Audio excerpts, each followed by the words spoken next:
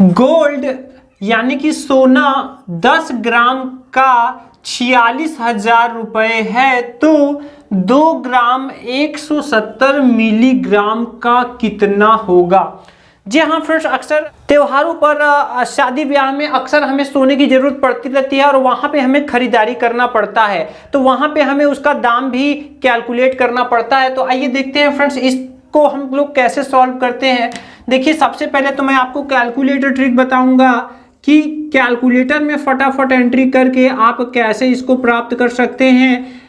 तो first trick हमारा calculator trick होगा और सेकंड ट्रिक ऐसे ही होगा कि हम दिमाग में ही कैसे हल कर सकते हैं। बात कर ले रहे हैं कैलकुलेटर ट्रिक की, तो देखिए कैलकुलेटर ट्रिक में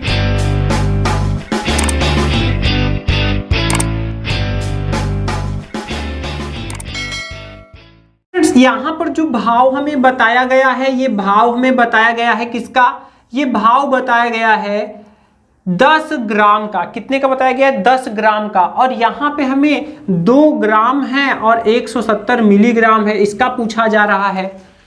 तो यहाँ पर देखिए, आपको यहाँ पे गोल्ड प्राइस निकालने के लिए क्या करना पड़ेगा, या कैलकुलेटर में आप क्या एंट्री करेंगे कि गोल्ड प्राइस आपको मिलेगा। देखिए ध्यान दीजिएगा, देखिए ये जो रेट है ये 10 ग्राम का है, लेकिन यहाँ पर हमारा जो है 10 ग्राम से कम है। तो यहाँ पर निकालने के लिए आपको सबसे पहले भाव एंटर करना पड़ेगा। यहाँ आपको भाव का रुपए एंटर करना पड़ेगा, यानी कि 10 ग्राम का जो भाव होगा वो एंटर करना पड़ेगा पहले। इसके बाद यहाँ पर ये कितना मिल रहा है, तो देखिए 10 ग्राम मिल रहा है, तो यहाँ पे 10 एंटर करना पड़ेगा। तो इतना जब फ्रेंड्स हम कर लेंगे तो 1 ग्राम का वैल्यू आ जाएगा। इसके बाद अब जितनी भी मात्रा है उतनी मात्रा हम यहाँ पर एंटर कर देंगे तो हमारा गोल्ड का प्राइस आ जाएगा। लेकिन यहाँ पे आपको ध्यान रखना पड़ेगा कि ये मात्रा भी ग्राम में होना चाहिए।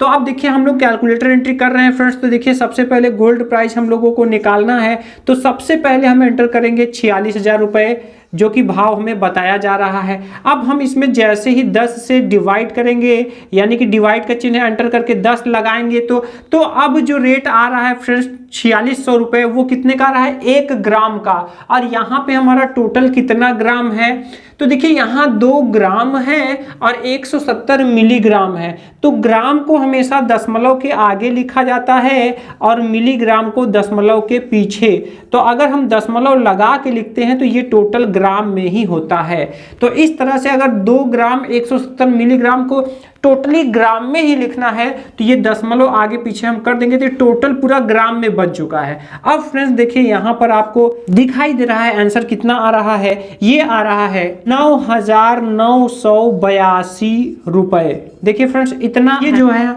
हमारी गोल्ड की प्राइस होगी, इस भाव के हिसाब से इतनी मात्रा का इतना प्राइस होगा। अब फ्रेंड्स देखिए यहाँ पर क्या है कि मान लीजिए कैलकुलेटर नहीं है और हम ऐसे दिमाग में ही हल करना चाहते हैं, तो हम कैसे करेंगे। तो देखिए यहाँ पर देखिए फ्रेंड्स किस तरह से दिया हुआ है। देखिए हम अपने दिमाग में बनाएंगे 46,000 रुपये।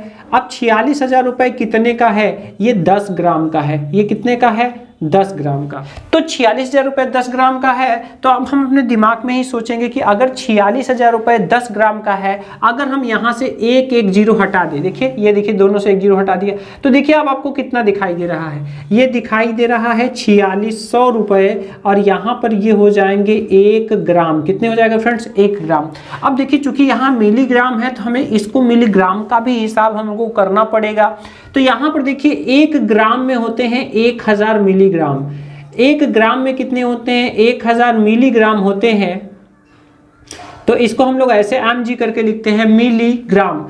तो अब देखिए इसको हम लिख सकते हैं, चूंकि 1 ग्राम में 1000 मिलीग्राम होते हैं, तो यहाँ पर लिख दे रहे हैं 1 ग्राम की जगह 1000 mg यानी कि मिलीग्राम।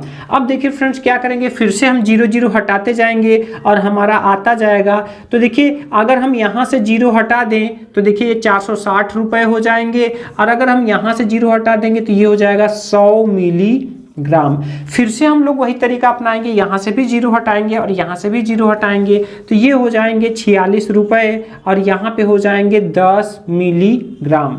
अब फ्रेंड्स आपके मन में ये उठ रहा होगा कि यहाँ तो 0 0 है, हम आसानी से हटाते चले जा रहे हैं, लेकिन अगर यहाँ पर अंक होगा तो हम क्या करेंगे? यहाँ से तो 0 हम हटा देंगे क्योंकि यहाँ पे तो फिक्स है, लेकिन यहाँ पर क्या करेंगे? तो देखिए फ्रेंड्स, एक 0 जब यहाँ से हटता है तो यहाँ पर एक अंक पर दशमलव लग जाता है, यानी पीछे से हम एक अंक पर दशमलव लगाते जाएंगे। अगर 0 0 नहीं है यहाँ पर तब, और 0 है तो हम 0 ही हटा देंगे। तो यहाँ पर देखिए 0 हम हटा रहे हैं, लेकिन यहाँ पे 0 है नहीं, तो ये हो जाएगा 4.6, क्योंकि दशमलव एक अंक खिसक के बीच में लग जाएगा।